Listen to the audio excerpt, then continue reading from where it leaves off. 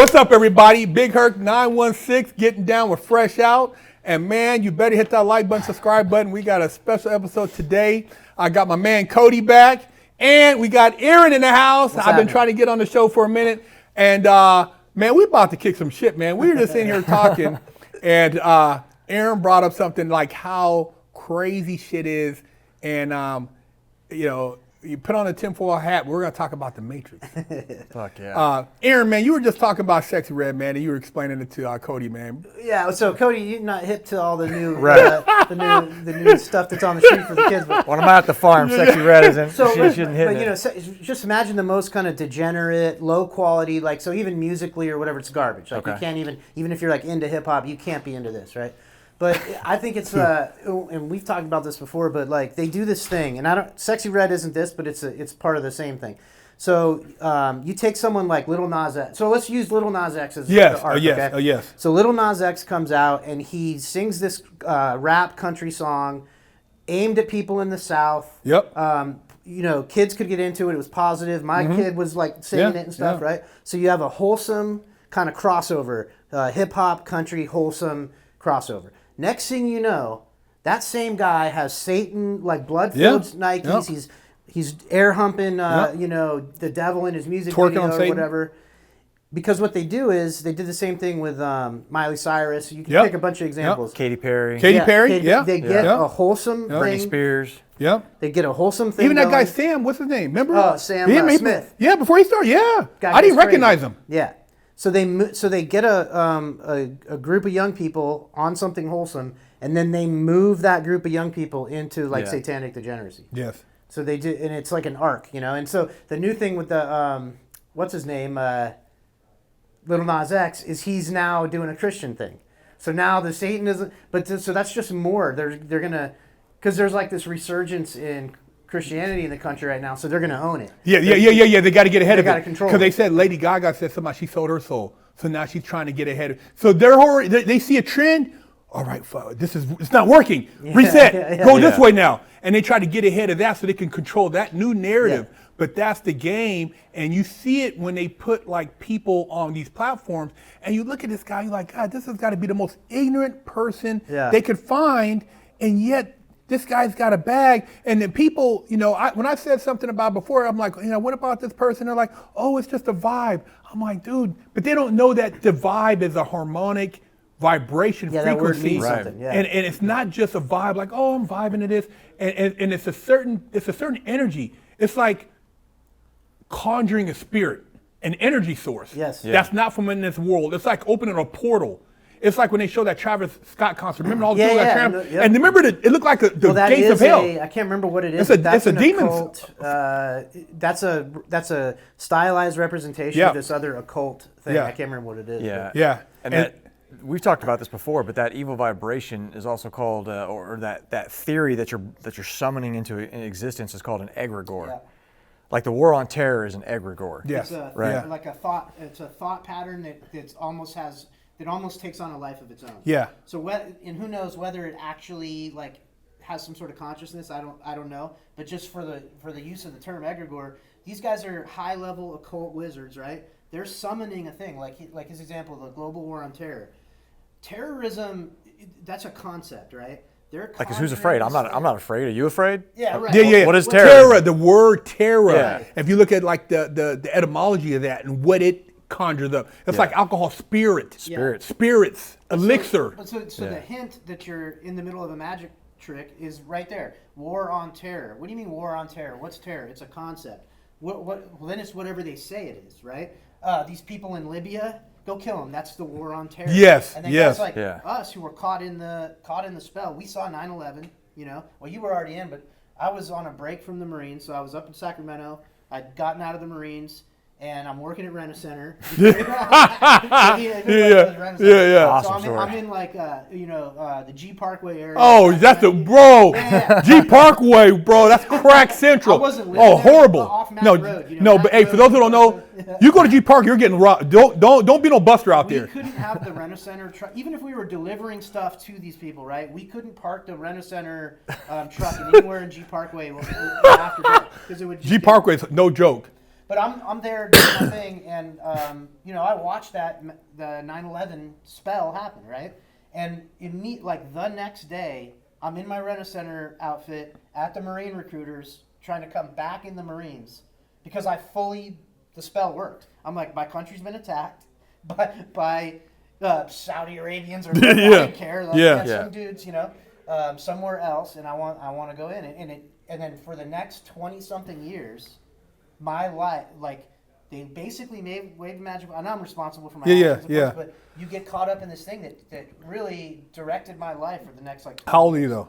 I'm 48 now. No, how old were you when that happened? Man, I was late 20s. Okay, so late 20s, but the same thing you're saying is that they waved the wand. You're responsible, but I'm saying the consciousness at that level. It's just like how now they're focusing on the younger people to get the younger unconscious who don't really have control of their consciousness. Yeah. So take gangbanging, right?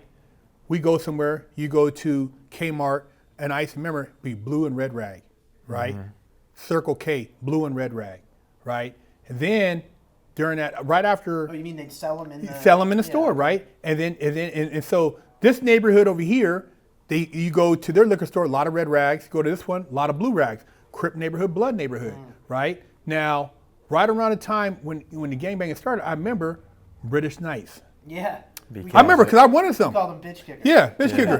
But I remember or I got blood killers. Yeah, Blood killers. so I got up here because my neighborhood, was Crips. But literally, dude, every time I had to dimmer, I was fighting. Yeah. Like literally, I remember wearing those shoes to the mall, and a dude came up. Oh, blood, where them crab killers at? CK, and they came out with CK, Okay. Colombian Knights. Do you think this is by chance? Come on, bro. Yeah. They know what they're doing in the black community. So literally, they're talking about, you're talking about, racism, dude. They set it up to where you guys just annihilate yourselves. We don't have to do nothing. Right. We give you guys the items, and then now, if you look at like these guys who are always talking about taking a knee, they don't ever challenge these rappers when they talk about every song is about my ops. Yeah. Ops came from the military. Yeah. So now it's ops. Literally, these kids. And that term, like, it came out of nowhere. It seemed like 1 minute, like this shit I grew up listening to, they didn't say that word. No. The ops. You might hit a lick. I had to exactly. Look up what the fuck that meant, and I'm like, oh, it is like a military. No, why did they change that? Think about that. You know what I'm saying? It went from, fuck the police to, good day. Today was a good day. Whatever the case may be. Then it went to, okay. Then you have Public Enemy. Well, first they got rid of all of that conscious rap. He's too conscious. Get rid of him. Public Enemy has to go. Yeah. X-Clan, get rid of them. Any rap that had any, and even the dancing. Before, if I didn't like it, let's dance against each other. Oh, man. We're dancing. You go to this high school dance, you're trying to do like MC Hammer, all these moves. Yeah. Wasn't nobody fighting or even killing. Get rid of the dancing. Give these goddamn dudes some pistols. Yeah. Give them guns. Whoa. Remember MTV didn't used to allow guns? Yeah. Remember they used to blur it out? Yeah. You couldn't throw gang signs.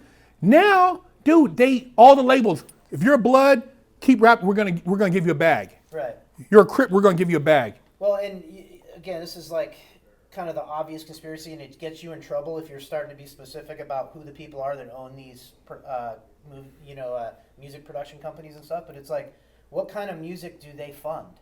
So there's all kinds of people making all kinds of music. There's people making positive music that's uplifting and probably reinforces the family. Now, that does sound a little boring to me, but I'm sure there's somebody making really good art that's not degenerate and destructive. That doesn't get funded. That's not what gets shown to everybody. No. I think we talked about it shortly when you were on our show, is that gangster rap appeared basically. It was like 1993. You're talking about something getting summoned. It was like 1993-ish, you know what I'm saying? Well, actually, the first time, I remember I was in juvenile hall, and it was 1980, I got out in 80. I went into 80, I got out in 89. NWA came out with Fuck the Police. Yeah. Because I remember before that was Boys in the Hood. Remember everybody was playing that. 1988. Yeah. Boys in the Hood are always hard. That was like, what I mean? But like Ice-T was before that, but that Boys in the Hood had everybody kind of like, blew up, bro. White Kids in the Burbs. Yes. That's all we listened to. Yes. So that time frame you had, right before that you had Eric B. and Rakim, you had Big Daddy Kane, Biz Markie, and then here came NWA. Yeah, it's a total different. Totally different. Like, what the fuck? Yeah. Straight out of Compton. You're like, oh, this shit like, it had you like amped. Fucking good, too. It was Like, good. yeah. It was good, bro. And so that took us in a whole nother direction. And remember, I remember going home to watch MTV Raps. I remember Eazy had the bulletproof jet vest on and he's riding around with the gun. Like, remember in the back of the truck, like, damn, they could do that? That's gangster shit right there. Yeah. You know, and so look at that image. I still remember that and I'm 50 years old. Yeah. So little kids seeing that, bro, what do you mean? This guy's got a gun, Lokes on. He's a gangster. And he's saying F the police. So that right there took us in a whole nother vibration. And like you said before that, you were listening to maybe like some of these rappers, but I mean, even going back further, Melvin and the Blue Notes, the Dramatics, float on. I know all these different groups. It was just like R&B style. just like really float on. I mean, you know, Marvin Gaye. I mean, dude, it was just very like conscious music. Like, what's going on? You know what I mean? All that stuff. They had to wipe all that shit out to get to this shit. So the trend. But they sample that. Yes, they throw piece of that because it's powerful. But then they change the lyrics. Right. And add the hip hop sample over it, which is a more aggressive, like different vibrational. And even that's a little bit of that Pied Piper thing that we're talking about. So you have that peaceful music in the background, kind of lures you in. It's got that vibe you're looking for, but at the same time, they're talking about shit that's extremely low vibration. There's dissonance. Yes. Yeah, dissonance breaks your brain. Yes. Like, it does it in a lot of ways.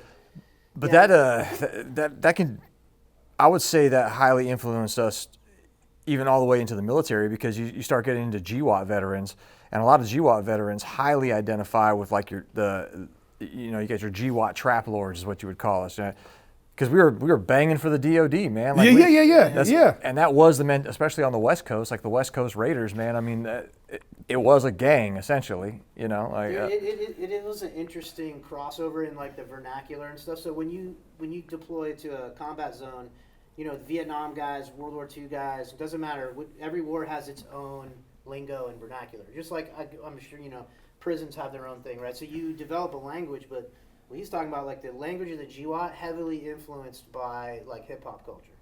Because, you know, in previous wars and now, think hold on, excuse me, I don't mean to cut you off, but look what you just said. Hip hop culture, bro. That's been more powerful than anything. Dude, they talk.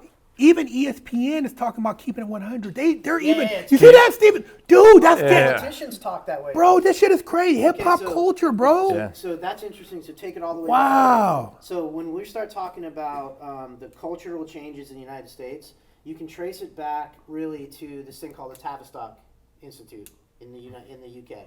And the Tavistock Institute is basically a think tank that's focused on understanding and controlling and influencing human behavior. It's a thing that exists to this day, and there's been 100 different offshoots of Tavistock and projects that Tavistock funds and everything. And this is people will deny this. They'll be like, no, it's not true. But the Beatles were a construct of the Tavistock Institute. I believe it. Okay? No, I believe it. Yeah. So and this was the British invasion, right? So these are guys that are primarily socialist, but they're also Malthusian, reduced to human population, those whole creeps, like globalists, like these New World Order types. Mercantilists, Fabian socialists. Like Phoenicians. Does that tie into the Doors? Remember his dad was remember? All the same group of folks. Same group, same group, Because your Tavistock leads you to your Laurel Canyon guys. Yes, which is those yes, folks. yes. So they create this culture basically in like a laboratory, like in a think tank. And they don't have complete control over it, right? But they basically start off something, and then they kind of just watch where it goes and then direct and guide it. But that whole British invasion, and that's where it started, this undermining of the nuclear family, and then this they do it incrementally over time. And to even have this perspective now, I had to have like come through this whole personal arc morally, where if you'd have tried to hit me to this like 10 years ago, I would have been so in my own hedonistic, immoral kind of framework that I would have been like, what are you, fucking lame? Like, what are you talking about? What are you, square? Stop. Like, what is this shit? Who are you to judge other people? Who are you to judge this art? Who are you to, I like this, it's cool, you know, that kind of thing. But when you really see the history of it, and you start to see it as something that's been done to you, instead of something that's happened, because everybody thinks everything just happens organically. Oh, this is the direction things are going. This is what the kids are into. This is No, they create those. No, this is where Yeah. you've been pushed. Yeah, That's we right, had been that's right. discussing that people have the backwards idea that their individual actions in their daily lives drives what they see in culture, not that culture is the message that's delivered to them, to which they then emulate in their daily lives. Like the culture is the cult that tells us how to behave to remain in group preference, right? So you say yes to this, you don't say yes to that. You say no to this, you don't say no to that. And that's not driven organically from us to the top. That's driven from the top down to us, which is why you get things like cancel culture and shit now, because you're out of group preference when you've stepped out of culture. And if you step back and take a look at like where they're directing you to in all this culture, it's like, well, what are we focused on? Like how are they instructing us to treat each other? What are they instructing us to care about? And if you're a young person who, we're old enough to have lived through a bunch of stuff that gives us some perspective, right? So we're kind of looking at it from a 1,000-foot view. But if you're a young person and you're in it, and everywhere you look, you're being pushed to focus on certain things. That's what you're going to focus on. Well, unless you have a mentor or like a father figure or somebody who can kind of like pull you to the side and every now and then lace you up on something, because I look at it like I think about like what happened to my culture and how a lot of these things shifted, right?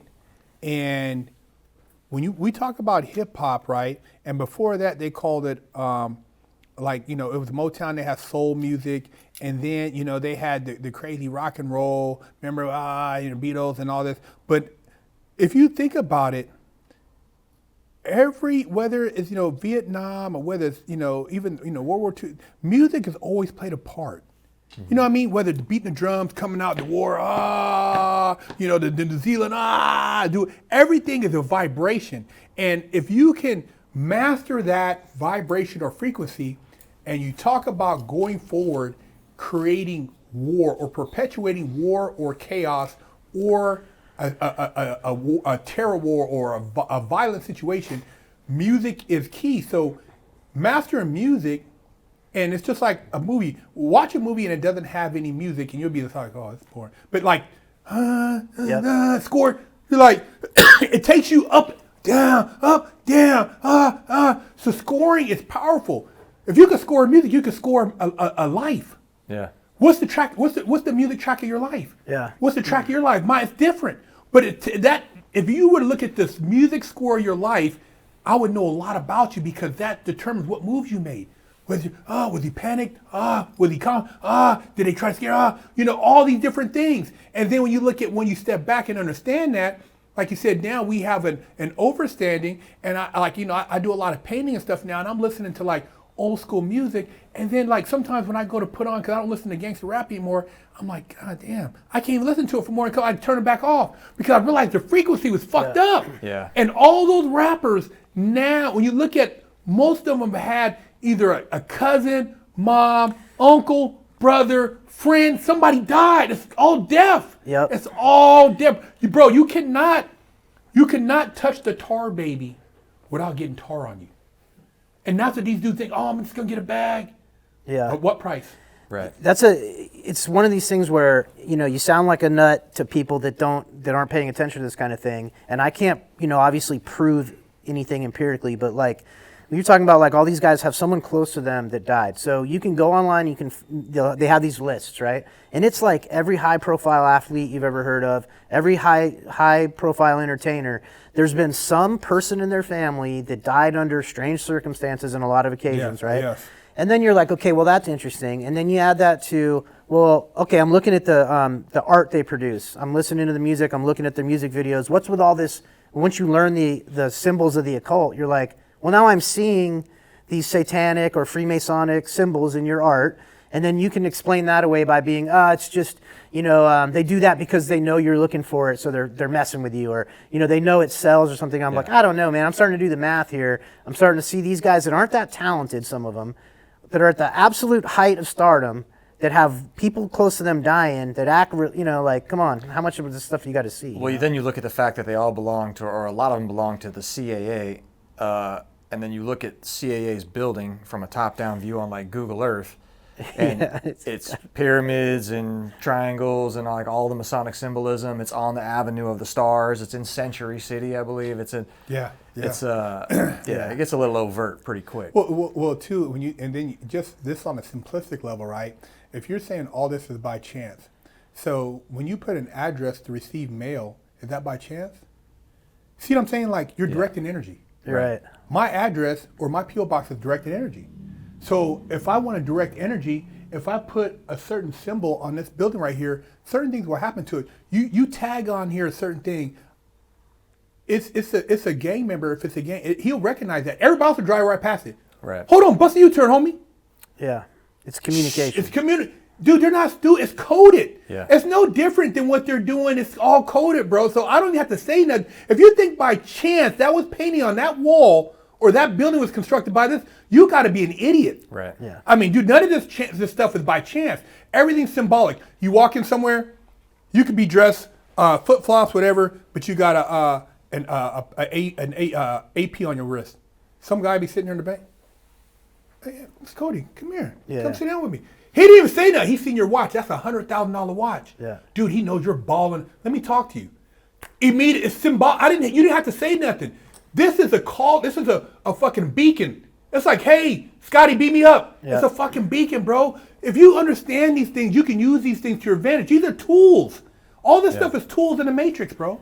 Now, do you think that there's knowledge and understanding, but do you think it's like you get an understanding and then you can use that for either like good or bad? Does it matter? You know what I mean? Does the understanding itself lead in a certain direction, or is the understanding just the understanding neutral? is neutral, but we have free will. Yeah. It's like you have the ability to make choices, and when you go into a party and you're conscious, you could be somewhere, and it doesn't mean because things were happening that you participated, but you have the conscious ability to not participate. So you could say, oh yeah, you knew that guy over there? I know, but I didn't do what he did. I didn't get out with that guy, but I did happen to be around that guy, but I wasn't. You know that guy had a higher level, but he was exploiting that power. Yeah. It's like, I remember back in the day going to auditions in Hollywood, like back in, I remember when I was going on auditions in around 98, 99, right? When you would go to auditions, they would have these like places in Hollywood, and you'd pay and you go in there, and they would ask you for money or ask you to do certain things. And back then, it was nothing for them to audition. And when they tell you to, basically shut the door, people would get naked, and that was code, So the Harvey Weinstein thing was going on back then. I remember going on. I remember trying to get into male modeling, and I remember I hooked up with this guy's photographer, and he also managed. And the guy told me, he says, man, when you go up there and they ask you to take your shirt off, get completely naked. And I'm like, God damn, completely naked? But it's not porn. I thought I'm trying to get out. This is regular stuff. He said, man, trust me, you'll get the job. You're in great shape, blah, blah, blah. I went up there. It was right off of Sunset, nice hotel. There's like 3 dudes in there. I think 3 dudes or 2 dudes, I forgot, in this hotel room. And there's a bunch of us waiting in the lobby. I was the only black guy. There's a couple other white guys. I went up and I just took my shirt off, and they kind of looked at me. Oh, you get dressed. Now, the other guy pulls up, Corvette, he rolls up. I'm like, damn. He's like, oh, yeah, he works all the time. I said, oh, that motherfucker's getting completely naked. He knows the game, right? And I didn't know the game at the time. I was like, kind of like, fuck, man, it's like, how am I not getting, how are these guys getting gigs over me? And then I went to a party, and at the party, I'm there, it's at a club, and I see the photographer. He's like, come through, blah, blah, blah, because, got to be more social. And I'm there, and the photographer is in the club, and I'm there with my girlfriend, and the photographer's dancing, and there's like 5 guys, and they're all dancing. I'm not judging them, I'm like, oh man, you gotta play the game, bro. Yeah. So when you see people and they're like, oh man, that guy, he's just talented. Fuck, that's bullshit, bro. You gotta know how to play. There's certain rules to certain games that's unspoken. So when I hear stuff, like even now about Puff Daddy, it doesn't surprise me because these guys are doing stuff. And I've seen where guys have these women that'll do whatever, and a lot of guys are just rolling with it. Like, no questions. Like, hey, Aren, there's a go back in the room. Go ahead, bro. Yeah. I've seen it, bro. I've seen a party. You go back there, and the girl's just laying there, and you're like, and she just like, waiting for the dude, but he's had her, and then everybody else is going back there. It wasn't express consent. It was implied consent. Yeah. But like if you go back there and decide to, you might be the one where, hey, I didn't want you to, but these guys are doing this. I've been to parties, bro. They do this shit on the regular. And everybody acts like, oh, dude, I've seen these. And to me, I'm like, dude, I used to get pussy just by game. So I never had a need to go and press up on girls in the porn industry or, hey, after the scene. I've seen guys after the scene. They would do a scene with a girl and then try to get in the shower with her. And that's right. She didn't tell you to get in the shower with her. Yeah. But because you just fucked 3 guys. You figure it's cool, yeah. And the dudes do that. So it doesn't surprise me that these guys would get these girls and a lot of this Hollywood behind this shit going on. And see, the guys, it's even worse because they don't want to talk about it because they did some gay stuff. So, of course, they don't want to admit that they let a guy, touch on their Peter. Yeah. Or do even something, or they had to bust their cheeks. Because who wants to be like, oh, that guy's got a fine girl. Yeah, but he had to bust the producer's cheeks to get the role. Yeah.